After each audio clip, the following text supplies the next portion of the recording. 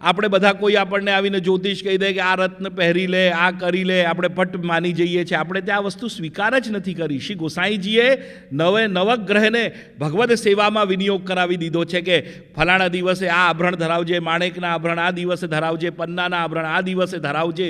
લખેલું જ છે કે બધા ગ્રહો એના આધીન છે, કે જ્યારે એના આધીન છે તો આપણને નડવાનું શું, કારણ કે આપણે એના આધીન છીએ. નડવાની વાત આવતી જ નથી. કેમ વિશ્વાસ નથી? આ અવિશ્વાસનો આપણો અંદર બધા કરતાં મોટો છે કે આપણને શ્રી મહાપ્રભુના ચરણમાં વિશ્વાસ નથી. બાકી તો આભરણ છે શું? આ બધું જ છે. નવે નવ ગ્રહ આપણે ત્યાં સેવામાં, અને જ્યારે મોટો ઉત્સવ થાય છે ત્યારે દોહેરા શૃંગાર, ચોહેરા શૃંગારમાં બધા રત્નો અંગીકાર થાય છે, બધા જ સમર્પિત.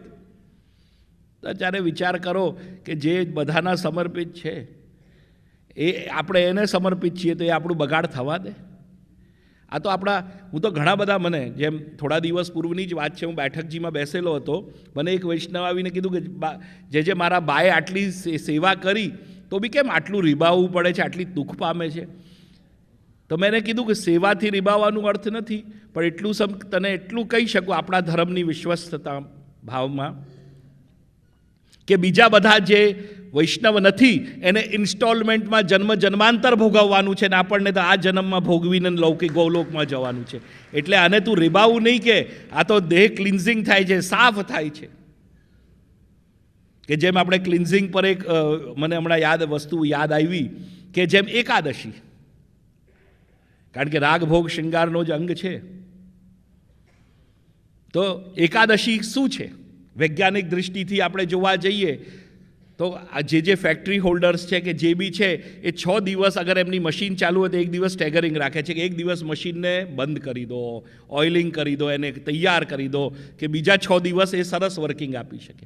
એવી રીતે આપણે 14 દિવસ સુધી જે પેટમાં ભોજન, પ્રસાદ, કચરો જે નાખ્યો છે તો 14 દિવસ સુધી આપણે ખાધું છે. તો એકાદશીના ભાવથી પંચ કર્મેન્દ્રી, પંચ જ્ઞાનેન્દ્રી ને એકાદશમું મન ભગવત ચરણારવિંદમાં એક દિવસે આપણે આપણા શરીરને બંધ કરવો છે, સ્ટેગર કરવો છે કે એક દિવસ પેટમાં કંઈ નહીં જાય, ખાલી જલ જશે, દૂધ, બીજું કંઈ નહીં, કે જેનાથી મારી બોડી ક્લીન્સ થઈ જાય, સાફ થઈ જાય. પણ આપણે એકાદશી જે ઠાકોરજીને સમર્પવાની હતી એને 11 રસમાં એ દિવસની વેરાયટીઓ વધારી દીધી. હવે વિચાર કરો કે પછી આપણા દિનચર્યામાં બી તમે પોતે વિચાર કરો કે એક દિવસ તમે પોતે અખતરો કરીને જોજો. કારણ કે અમે તો નવરાત્ર કરીએ, અમે તો 9 દિવસ અન્ન અડતા જ નથી, પરંપરાગત છે. એટલે તો અમે પોતે મહેસૂસ કરીએ છીએ કે જે એક દિવસ વ્રતથી આપણી બોડીમાં એટલું લાઇટનેસ આવી જાય, આટલી સરસ શાંતિ આવી જાય, આપણામાં વધારે એનર્જી પાવર આવી જાય, તો કમસે કમ એકાદશીનું આ વસ્તુ તો કરો ને. આ મોરિયું ને આ હવે તો ચાટ પકોડી, વૈષ્ણવ હમણાં થોડા દિવસ આવ્યા હતા, એકાદશીના બી વેરાયટીઓ કાઢી નાખી. અરે એકાદશીમાં અખતરાઓ ના કરો, વ્રતના ભાવથી કરો. અને વ્રતનો મતલબ જ એ છે કે એ દિવસે જેટલું બની શકે મુખડતા દોષથી બચો. ભગવદ એક દિવસ તો એવું કાઢો કે જેમાં આખો દિવસ ચંદબાવા, શ્રીનાથજીનું સ્મરણ, શ્રી મહાપ્રભુજીનું સ્મરણ.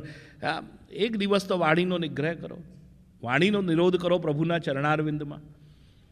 તો આ પુષ્ટિમાર્ગને તમે જ્યારે આખું સ્ટડી કરશો ને તો બેસિકલી તમને સાયન્ટિફિકલી આપણે મોસ્ટ અપડેટેડ છીએ. આજે બી તમને ખબર છે કે ઠાકોરજીની સામે ચોકી લાગે છે. આપણે જઈએ, આપણે કહીએ ને ટેબલ પર, તો ઠાકોરજી ટેબલ પર જ અરોગે છે. ભોગ ચોકી લાગે જ છે ને. હોટલોમાં જાઓ છો ત્યારે તમને પેલું કપડું આપવામાં આવે છે કે જેને પુષ્ટિમાર્ગમાં ભોગ વસ્ત્ર કહેવાય. અહીંયા તમે પેલું ગંદુ કરો એટલે નાના બાળકોને આપણે પહેરાવીએ અને હોટલોમાં આગળ પેટ પાસે નાખીએ. ઠાકોરજી ભોગ વસ્ત્ર ધારણ. એટલે હું પુષ્ટિમાર્ગની મોડર્નિટીની બી વાત કરી રહ્યો છું. ચમચા ઠાકોરજીની સેવામાં આવે જ છે, ભોજનમાં વાડકી આવે જ છે હાથ ખાસા કરવાની, લીંબુ નાખીને જ આવે છે. તમે એમ ના વિચાર કરો કે હમણાંનું છે, 500 વર્ષ પહેલાં ગુસાઈજીએ કરી દીધું. હા, બધું જ છે. એટલે મોડર્નિટીમાં આપણે કંઈ પાછા નથી પડતા. પણ એટલું છે કે જ્યારે કોઈ આવી વસ્તુ યોગા બનીને આવ્યું ત્યારે સ્વીકાર્યું, બાકી તો આપણા બાપ દાદાઓ કઈને થાકી ગયા. રામા બનીને આવ્યા ત્યારે ઓળખ્યા, બાકી અત્યારે રામચંદ્ર ઠાકોરજી કૃષ્ણા બન્યા, કૃષ્ણ છે, કૃષ્ણ બહુવાચક શબ્દ. તો દરેક વસ્તુ જેમ કે જયેશભાઈ કહેતા હતા કે પાશ્ચાત્યતાથી આવે, પશ્ચિમ પ્રદેશથી આવે ત્યારે આપણે એને સન્માન આપીએ છીએ. બાકી આપણી ફિલોસોફી કહીને બધા થાકી ગયા કે સાબુઓ ના વાપરો, આ ના વાપરો. જૂનાઓ શું કરતા? ખર વાપરતા. ખર એટલે રાખ અને ગોબરનું છાણ અને માટી, આ ત્રણનું મિક્સચર ખર કહેવાતી, જે પુષ્ટિ માર્ગમાં દરેક સેવા સાથે ઘરમાં વપરાય છે. આજે બી જેટલી વખત હાસ ખાસા કરીએ એનાથી બોડીના ટિશ્યુ સારા થાય છે. સાબુ વાપરવાથી બેક્ટેરિયા મરે છે પણ બોડી બી કમજોર પડે છે. એ તો ભગવદ કૃપા છે આપણા આ ભારત વર્ષમાં કે રામદેવજી જેવા આવી ગયા કે જેને ભારતીય સંસ્કૃતિનું પુનઃ ઉત્થાપન કરીને અને આ ચંદનનો સાબુ, મુલતાની માટી, નહીં તો પહેલાં કહેતા આ બધું ના લગાવાય, આ લગાવાય ને ફલાણું. એટલે ચલો મોડા આવ્યા પણ બધા આવી રહ્યા છે, સારું. પણ આપણું માર્ગ એના માટે ગૌરવિત મહેસૂસ કરો અને પોતે સેવા. જો મેઇન વસ્તુ આ ત્રણેય અંગ તારે તમને લાગુ પડશે કે જ્યારે ઘરમાં પુષ્ટિ પ્રભુ બિરાજશે અને પુષ્ટિ પ્રભુની જ્યારે તમે સેવા કરશો ત્યારે રાગ, ભોગ અને શૃંગાર ત્રણેય. આજે જેમ કીધું કે બધી થેરપીઓમાં આવી ગયું છે, સાચી વાત છે. ગોસાઈજી જેટલા મોટા કોઈ ઇન્ટિરિયર ડિઝાઇનર થઈ શક્યા? અરે કલ્પના કરો કે દાનની પીછવાઈ ઠાકોરજી માટલી ફોડે છે, એ પીછવાઈ છે, એક આખા પુષ્ટિ માર્ગમાં એક જ જેવી પીછવાઈ આવે કે માટલી ફોડતા ઠાકોરજી, આગળ ઠાકોરજી સ્વરૂપ આપણા જે માથે સેવ્ય સ્વરૂપ બિરાજે છે. કયો આભરણ? મુકુટ ધરાવેલો છે, કાચની ધરાવેલી છે, હાથમાં વેત્ર છે. અને ત્યાં ગાય છે કે આજ દધી મીઠો મદન ગોપાલ, માટલી ફોડે છે. અને આ કેટલા પદો, ઓડિયો વિઝ્યુઅલ ટોટલ તમારી સામે. આ કેવું ગુસાઈજીનો કોન્સેપ્ટ. અત્યારે તમને કોઈ કહી દે કે ગુલાબનું અત્ર લગાવી દો, અત્યારે બધાને છીંકો છીંક ચાલુ થઈ જાય. અત્યારે સોંધો જ લગાવાય, અંબર જ લગાવાય. એટલે એરોમા થેરપીની બી પરાકાષ્ઠા કે કયા સમયે કઈ વસ્તુ વાપરવી. આપણે ત્યાં અત્યારે કોઈ ગુલાબનો બંગલો નથી થતો પુષ્ટિ માર્ગમાં. અત્યારે કયા મનોરથો થાય? ઠંડીના સમયમાં દીપદાન થાય કે જેનાથી ઠાકોરજીને ગરમી પ્રદાન થાય. આરતીના બી બધા ખંડ જલાવવામાં આવે છે. આરતી કરે ત્યારે દરેક ખંડ જલે. 17ના પુષ્ટિ માર્ગમાં 17નો ખંડ હોય પરંપરાગત.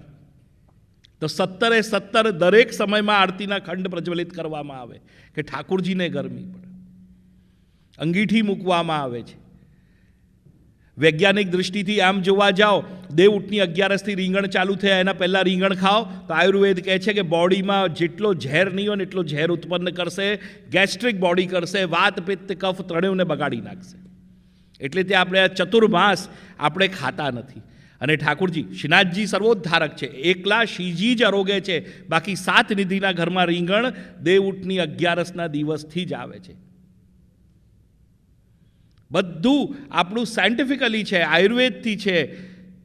તો પુષ્ટિ માર્ગને જ્યારે તમે વાંચન કરશો ત્યારે તમને અનુભવ થશે કે માર્ગ આપણું કેટલું વધારે તૈયાર હતું. પણ આપણે એ જ કે અપ્રસના નામથી કે મેળના નામથી કે ઠાકોરજીને ખબર નહીં શું સમજી લીધા. અને મને તો એ વસ્તુનો દુઃખ થાય કે તમારા ખિસ્સામાં 10 દિવસ પેન રહી ગઈ હોય અને એ આડી અવળી થઈ જાય ત્યારે એ પેન શોધવા માટે તમે દુનિયાભરના ફાંફા મારી લો છો. પણ તમારે ત્યાં 4 3 પેઢીથી પ્રભુ બિરાજે છે.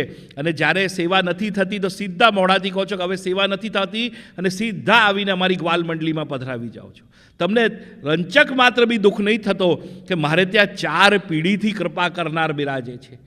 અને વિચાર કરો કે જે મંગલ નિધાન છે એ તમારા ઘરેથી જાય તો પછી શું તમારે ત્યાં મંગલ રહે જ નહીં. કારણ કે મંગલ જે આપનાર હતો, જે તમારા સર્વ દુઃખને હરનાર હતો, એ તમારા ઘરે હતો. આ 4 પેઢી તારી દીધી. પછી આગળ એનો બદલો શું આવે કે છોકરા માનતા નથી, છોકરા અમારી સાથે અલગ થઈ ગયા. તો થઈ જ જાય ને, ઠાકોરજી છે ક્યાં? એ બંધાવીને રાખ્યા હતા બધાને, એને બાંધીને રાખ્યા હતા બધાને. આપણે તો સારા ભારતીય બી નથી રહ્યા. હમણાં મારી જયેશભાઈ સાથે વાત થઈ કે આજે પ્રજાસત્તાક દિવસ છે, તો જ્યારે આ સેશન આજ સાંજે એન્ડ થશે તો આપણે રાષ્ટ્રગાન કરવાનો જ. કારણ કે આપણે પહેલાં દેશના બનવું પડે, પછી ધર્મના બનવું પડે, પછી વૈષ્ણવતા તો માનવતાની પરાકાષ્ઠા છે. પહેલાં તમે દેશના હિતકારી આપણે સ્વભાવવાળા નથી. અને આજે આપણે મારા હાથે જેમ તમે મંગલ આ દીપ પ્રજ્વલિત કરાવ્યું, દર વખતે યાદ કરાવી જ દઉં છું કે આપણે ત્યાં દીપ પ્રજ્વલિત કરવાનો સંસ્કાર છે, દીપ ઓલવવાનો સંસ્કાર આપણા માર્ગમાં કે આપણા હિન્દુ ધર્મમાં નથી. અહીંયા જેટલા બેસેલા છે ને એમાંથી 99% પોતાના ઘરમાં જન્મદિવસના દિવસે કેક કાપતા જ હશે અને દીવા ઓલવતા જ હશે. હવે તમે છોકરાનું ઓલવો તો એ તમારું બાકી રાખે? હે? એટલે સમય છે.